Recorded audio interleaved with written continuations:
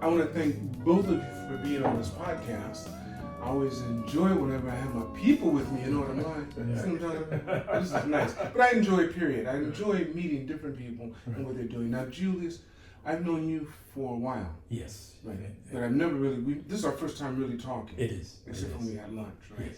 And Houston, first time. First time. I always seem like, both of you seem like family already, man. I really enjoy this. This is nice. Yeah. So tell me, you can start any way you want to. Tell me about yourself. When were you born? I was born in Philly and grew up in basically New Jersey. From there, went on to university.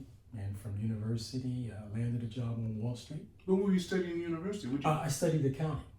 Did you know did you plan on studying accounting? No, I started out as an engineering major. And then through engineering, I realized it wasn't for me. Okay. I would study for hours on end and get C's. And then I saw the business colleagues of mine having a good time. And I'm like, hang on, I'm studying more hours than they are. And getting worse grades. And getting worse grades. I switched my major to business. My CUNY shot up to, well, graduated with honors. Yeah. And I played football in university. So and was a resident assistant. Wait. Tell me about your family makeup. Are you the only child, or do you I have a younger sister. She's 2 years younger than me. Are you guys close? Oh yeah, we're close.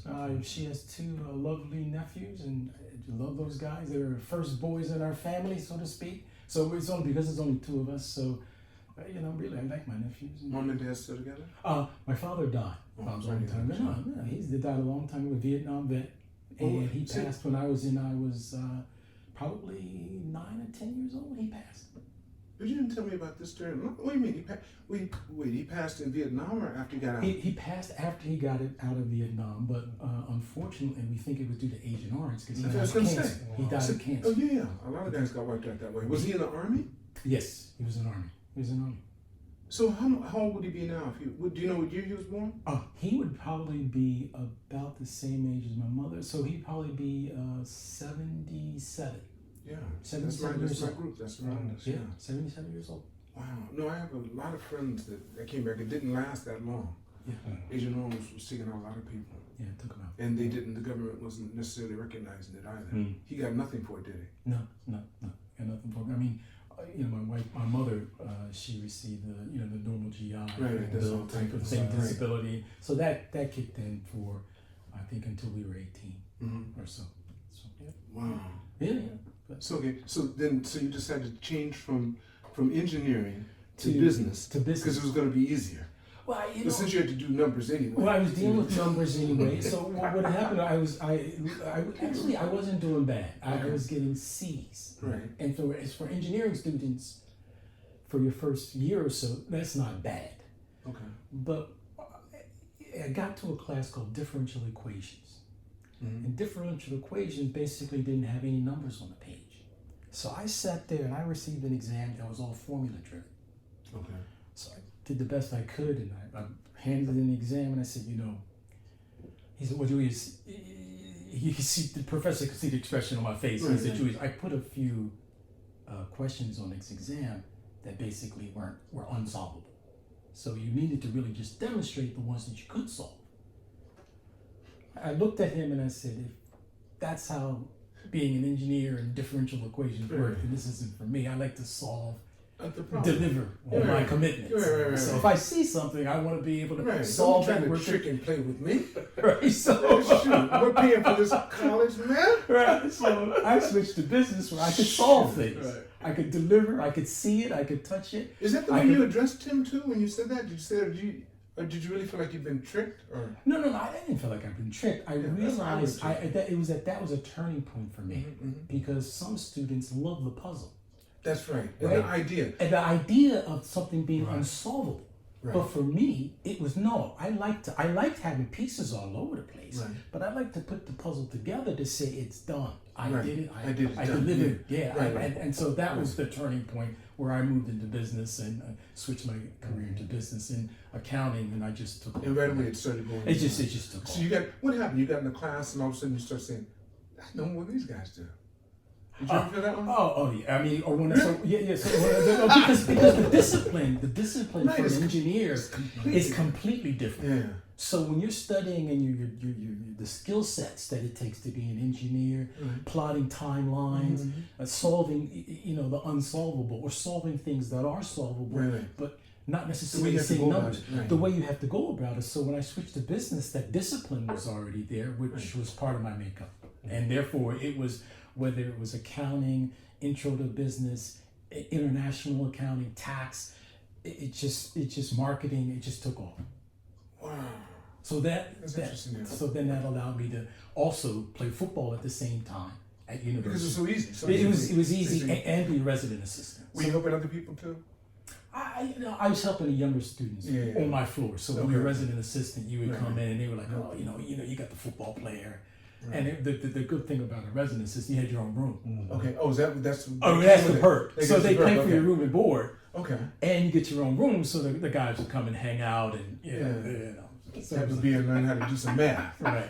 You said, shoot. So Houston, what was your trajectory? I know that you were in the service. Yes, I was in there. Tell me that. Yeah, but I grew up in South Carolina, right outside of Charlotte, North Not Carolina. too far from my home base. Not my family Your home family, base. familial Yeah. home, right?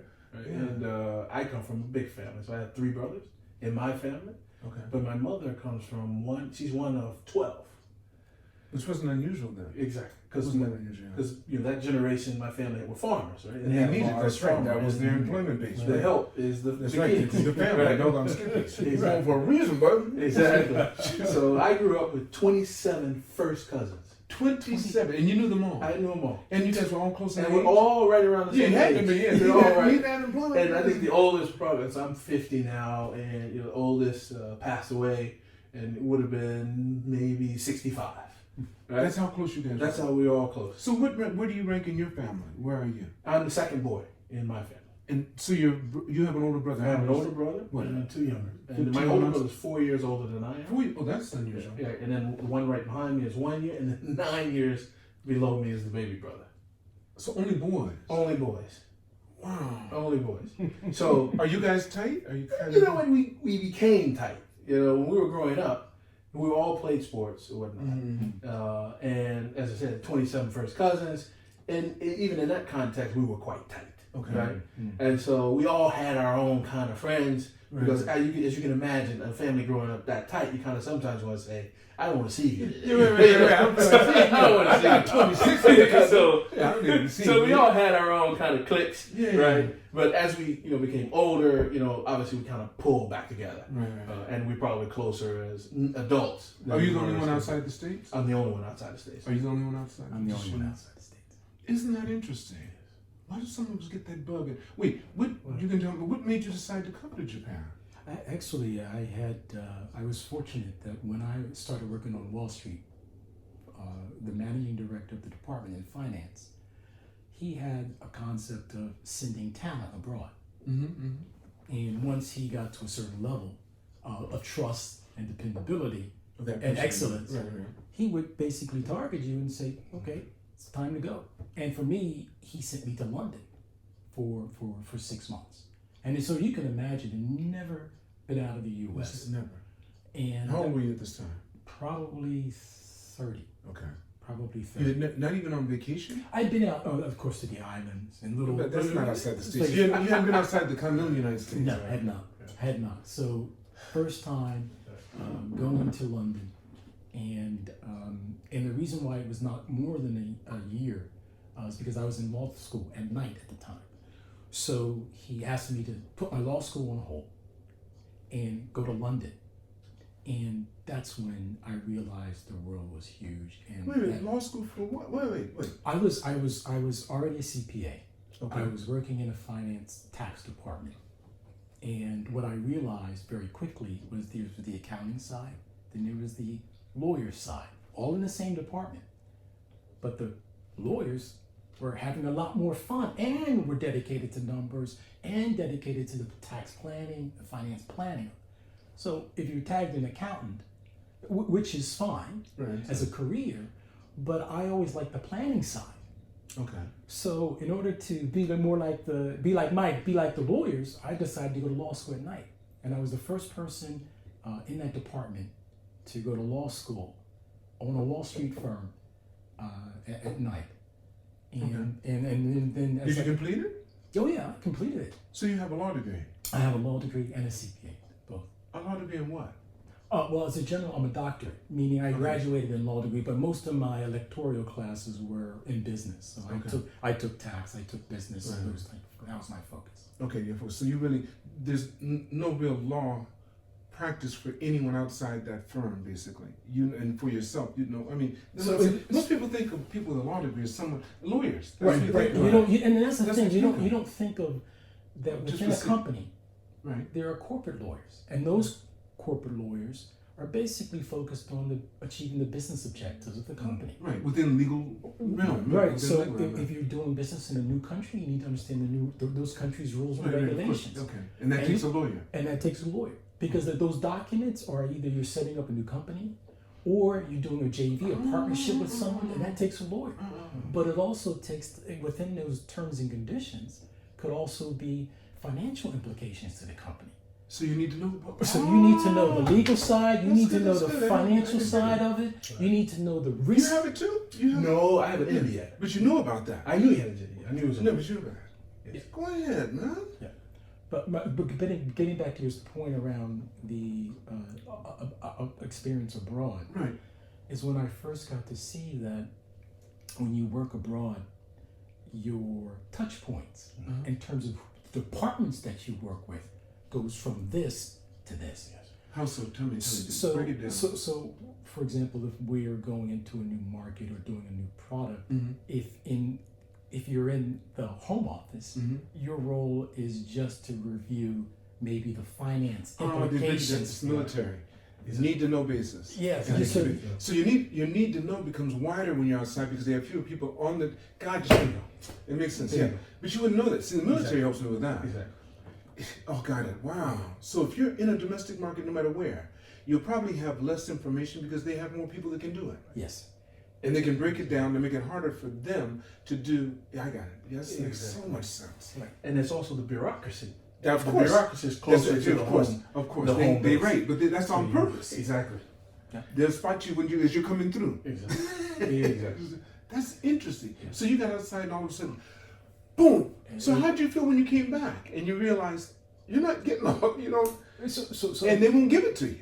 Right. So when I say they, I mean the businesses. Right. When I came back, the manager, no more than probably 8 months later, the managing director called me back into his office. He said, "God, you did really well in London. So how would you feel about Hong Kong?" I said, I just got back. I had 2 more years of law school to finish at night, mind you. And I said, well, I need to talk to the dean of law school. So I called up a mentor of mine and I said, it was my professor in university. His name is Tim Garrity, and he set me on the path of success. And I said, I cannot tell the managing director no. So how do I basically say I would prefer to complete my law degree as opposed to going abroad again? So he said, this is what you do. You go talk to the dean of the law school and explain to the dean that you've been asked to leave again to get more experience and deliver for the company. Okay. So the dean, I went to the dean's office, the head of the Seton Hall University Law School. I'm never going to forget this. He looked at me and he said, I can see why they're asking you to go abroad. You're obviously a very talented person with your background, but you got to make a decision. Do you want to go out and just be a business person, or do you want to be a business person with a law degree from Seton Hall University? And I said, no, I want to be a business person with a law degree. He said, then that's your answer. There you go. So then I went back to my mentor and I told him what the dean said. And he said, well, this is the response I suggest you give the MD. Tell them, I'm happy to go to Hong Kong. However, when I come back, I need to go full-time to law school at the university with pay. Ooh. So when the managing director kind of heard that implication, he was like, let me think about that. And I could see that he was just basically saying, it's good for you either way. Yeah, so I was like, I'm happy to go. Right. So You it was a didn't say valuable no. lesson. I didn't say no. It was no. a valuable lesson. It was very, and this managing director, awesome. He said, Julius, I understand. And but that I cannot do. So go to law school. Continue to go to law school, and That was good. So it was that experience allowed me to understand the opportunities in terms of working outside of the U.S. or away from the home office, in terms of being all the touch points, working with the front office, working closer with the business people, working closer with the Treasury Department, working closer with the risk management people. So you get to work with them, you understand how they think. You need to know what they're doing too. And you know what they're doing. I won't go to the next level from there because Houston. So you got your BA, you got your MBA. MBA. MBA. In what? Business as well. Why did you decide to do that? Because you were in Technology. So you were in the Army, right? Navy. Navy. What made you decide to do that? Actually, I went to school, North Carolina, a place called Mars Hill, now a university. Played football. And it was what position? I was a linebacker. All right, linebacker. We can't tell. I was a hitter. And so, you're still ready to hit. Yeah. And so, right around that time, the Gulf War, the first Gulf War. And I look back and what I can only call, I got to call the action. And I left school early and I joined the Navy. Because you weren't drafted, yeah. There was no draft. There was no draft. And you and I was on a scholarship too in college, and I got this call, and I say a calling inside, and I joined the Navy, and I was and during that time during the Gulf War, as you know, everything was coming through Japan. That's right. And that was my first time in '91 passing through Japan on the way to the Gulf. No, at Sugi. At Sugi. Because when I first joined, I was in a fighter squadron. Okay. And that's where we were, and then we were on an aircraft carrier and sailed off to the Gulf War. What was your job in the Navy? At that time, telecommunications. Yeah, telecommunications. These Brainy brothers, boy, you guys come in here, man. I love it, man. I love it. No, I just think it's fantastic. So you did communications. Did you pick that? Because you got you can pick it. You can pick it. What made you want to pick communication? You You take the ASVAB and whatnot, and you can choose whatever you want to choose. Because even then, I was thinking, down the road, if you stay in, great. But if you don't, you need to have a skill that you can transfer and use it outside. So how would you use communications outside? Communication is all around us, right? Wi-Fi, everything. Wi-Fi, telecommunication, mobile phone networks, right? And now, of course, today everything is wired, right? That's right. Everything is wired. And so that was the basis. And then, of course, I finished my university, at the last tail end of my military time. And then I went in IBM. I got recruited at IBM. Wait, you went in enlisted? Enlisted. You stayed enlisted? I stayed enlisted. How many years were you in the service? 8 years. Why did you stay 8? Because aren't you commit 40 times? It's 2, and the Navy is 2. It's 2 total. And the Air Force is 4-4. Yeah, it was 4-4, so I did 4-4. Okay. Yeah, and so I don't know. There's no rhyme or reason to it. I just did it, and it wasn't your cousins that made you go ahead. No, it wasn't my cousins. No, it wasn't my cousins. But I think it was just at a time. I think probably in part. I didn't know what I wanted to be when I grew up. At the end of the day. And one thing I will say about the military, and I'm sure it's the Air Force. There is a kind of a family that kind of insulate, and I come from a big family, and so I kind of found myself moving from one big family to another big family, where big decisions were a lot softer. I mean, it means you don't take so much risk, right? Because you got backup. You got backup, right? Exactly. The thing I liked about the service is the fact it's fair. You can't run a military as strong as ours, as the United States military, without it being fair and having integrity and all the stuff that's needed. Exactly. Oh, that's what I liked about the service. But I didn't want to stay in. Right. Exactly.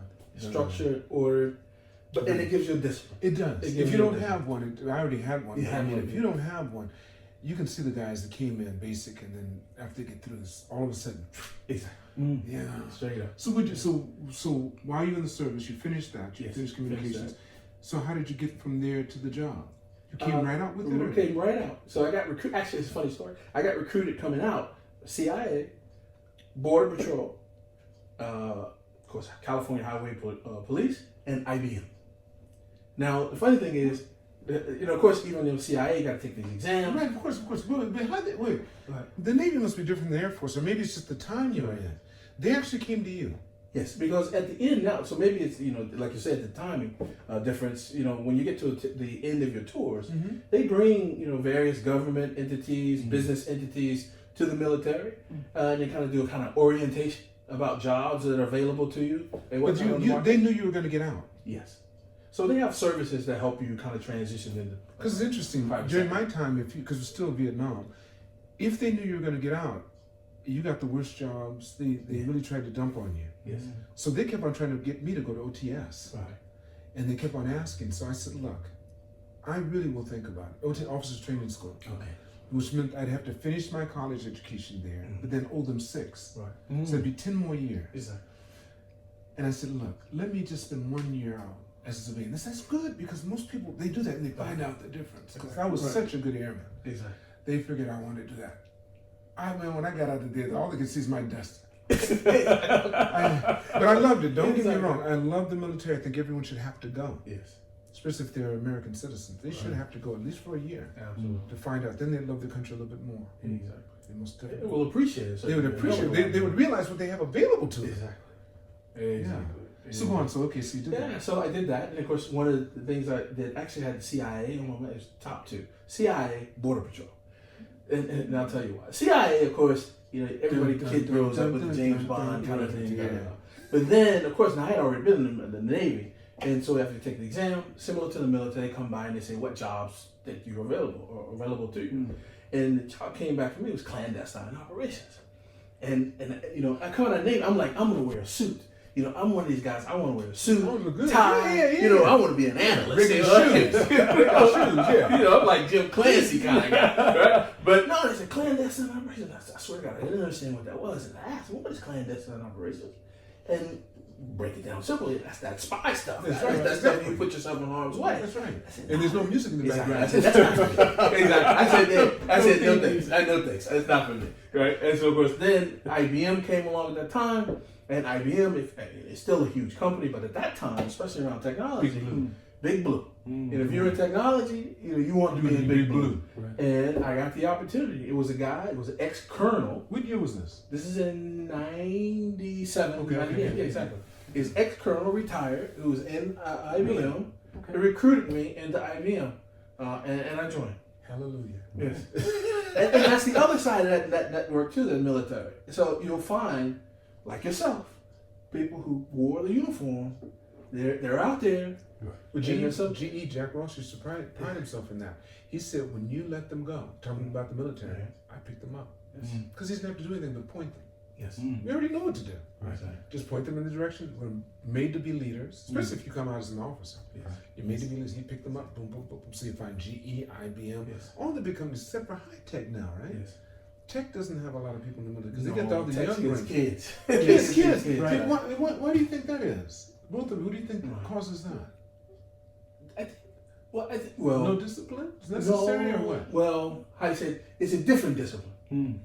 It's a different discipline. They want to keep the childlike mind? Yes. So even, what I see, especially because now I'm in a fintech. And which is, tell me, fintech. So it's a so basically it's a finance company where it's driven by technology. So whereas if you think about a normal bank, you got all the various departments and all these things. Well, in a fintech, all of that stuff is just machinery. It's computers, right? Okay. And so you see all these programs, these young kids in technology, and they live here. They live between the chair and the monitor.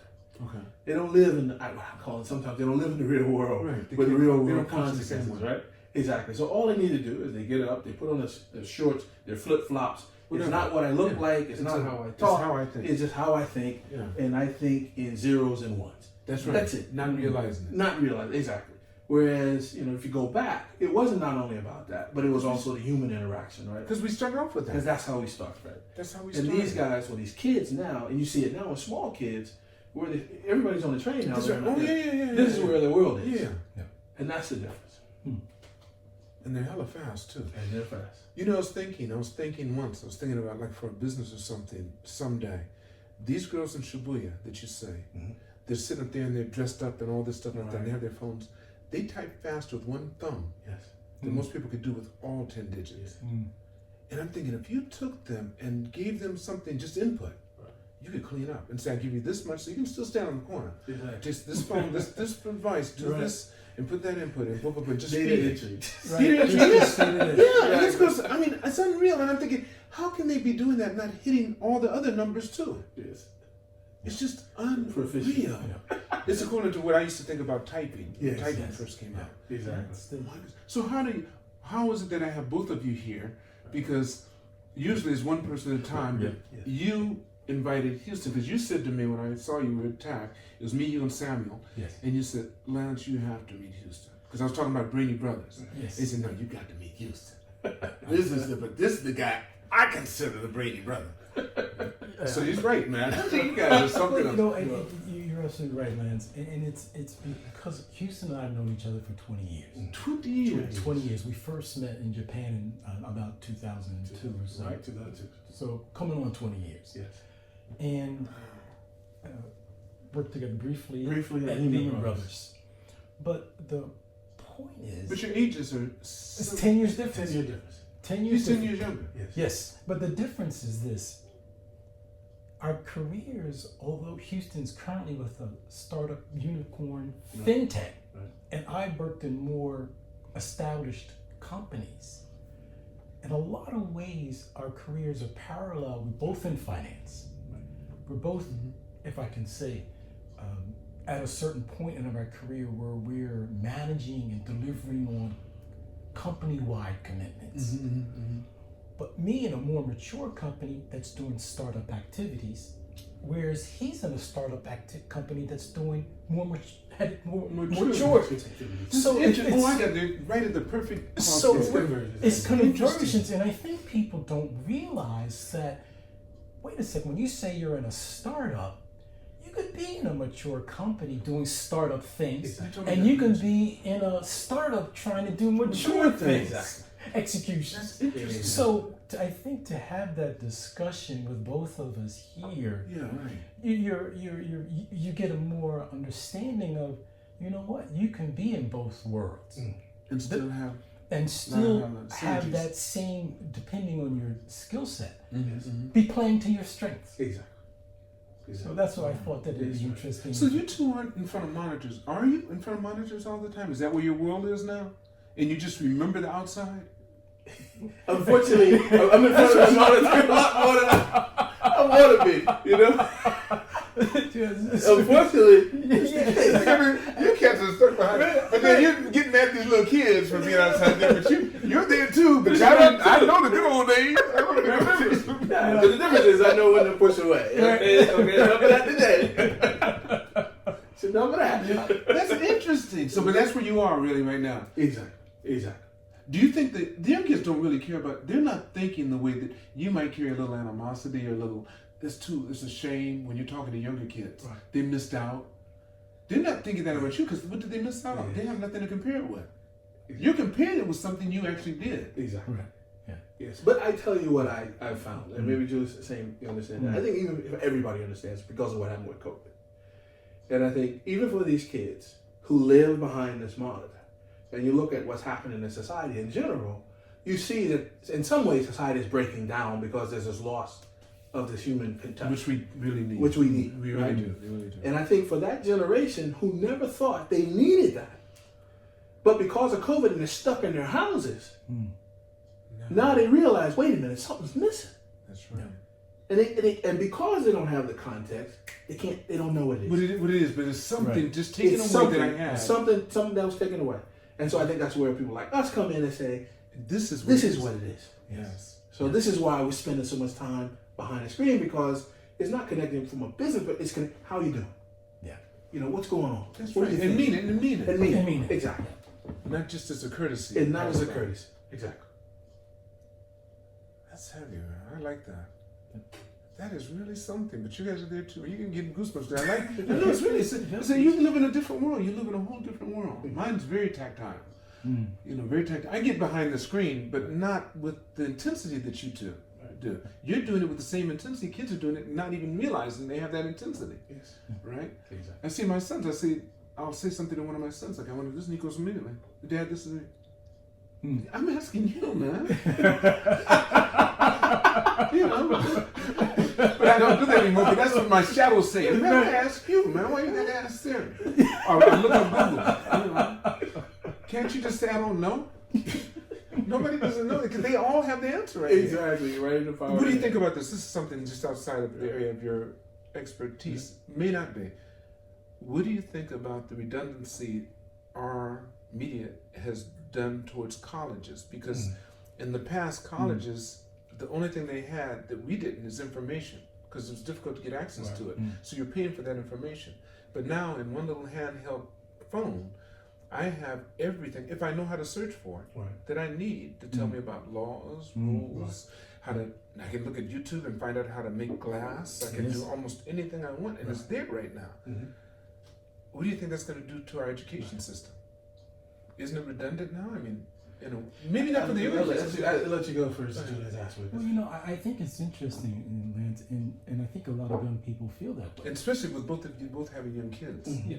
Just curious. You know, I think young people feel that way.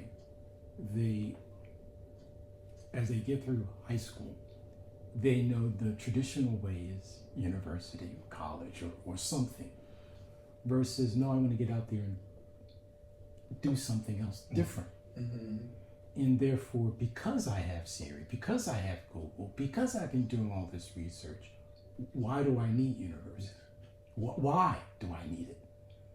And I think that's a interesting crossroads, because as a parent, you're saying because you need to get a job, or because you want to get education, because it's part of your future, it's part of what we always did in our family, or you're the next generation to achieve that.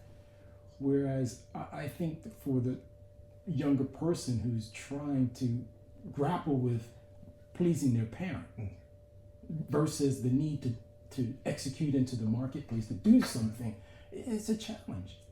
So I think they need to find a reason why they're going to university. And if they don't have that reason. Yes, but to add to that, I think universities have an obligation to change the paradigm of how they teach, because it's not about getting information, because we can all get information. Right. So if I think again, my age, and I deal with these younger programmers, these kids, the difference is context. It's critical thinking. It's what do you do with the information? How do you apply the information? When is the right time for the right answer? Right? Yeah. Because one thing to have a brain full of data, and we call those computers. But to turn that into information that can create value or into action, or a call to action, that's critical thinking. And I think that's where university school systems in general is not only about just the 3 R's. It's really about how to think critically, right? How to process information. I didn't do very well in school because I was in a big city and I can have all the issues where I just didn't do well. Got into the service and found out that I'm not too dumb. But I was led to believe I was. I think some of the problem could be the people teaching. If theory and reality are two different things. And how can you have someone who's committed to just talking about it teach someone who wants to do it? Be effective. How can you? Now you two could teach what you've actually done. You may not know how to, but with someone teaching you how to do that, you can do it. Then again, as you said, getting the information across to everyone learns differently. One doesn't work for all. How do you train people to be able to teach people based upon the way they learn best? And that's, in my mind, that's the macro to the micro. Thank you. You got to come away, and we have to start treating every individual as an individual. Right. And to your point, strengths, weaknesses, and I think in any person, I would say anywhere, a child, and they say, if I need to know one thing, what do I need to do for success? If it's one thing, yourself. Talk to me. You need to know yourself. And that's a hell of a one. But that's a big booger. That's a big booger now. Shoot, you open up that closet, boy. I'll tell you, do you really want to know? Do you really want to know? It's right. Man in the mirror time, right? Tell me about it. Man in the mirror, boy, I'll tell you. That is so interesting. Look, I mean, we could go on and on and on. I know you guys have other stuff that you're going to be doing. We're going to have to do this more than one time. Because we can take it into so many different areas. And I really appreciate your time. and coming onto the podcast and doing this with me. It makes me feel good. And I really hope that these recorders I have on are recording. And everything's going to be good. Because if it isn't, you're going to have to promise to do it again. If it isn't, I'm saying this just in case. Any last words you'd like to say or anything? You have anything you'd like to say? No, I just think it's a great opportunity. And I, like you both already know, it is awesome to work and have experience globally, no matter what country you're from. Yes. And I think I get up every day saying, wow, yeah, days are challenging, but an opportunity to be successful and committed to what you're doing and knowing yourself and working outside the U.S. is just, it's an awesome experience. And I hope that people, when they hear this, think about if there's an opportunity to get outside of your country. To get outside, irrespective of where your country's from. If there's an opportunity to get out of your side of your country. Find out people are very similar. And do something. It's a great. That's all. That's right. Amen. Amen. I want to thank all of you for watching this podcast. I don't know how close this is going to be, if I'm a little buzzy or not, but I want to thank you for watching it. Please make sure you press like, subscribe, and leave a comment. I want to do more of these, and I'll only do them if you start writing something down, telling me what you like. And remember, it's all unknown, and keep reaching for the stars.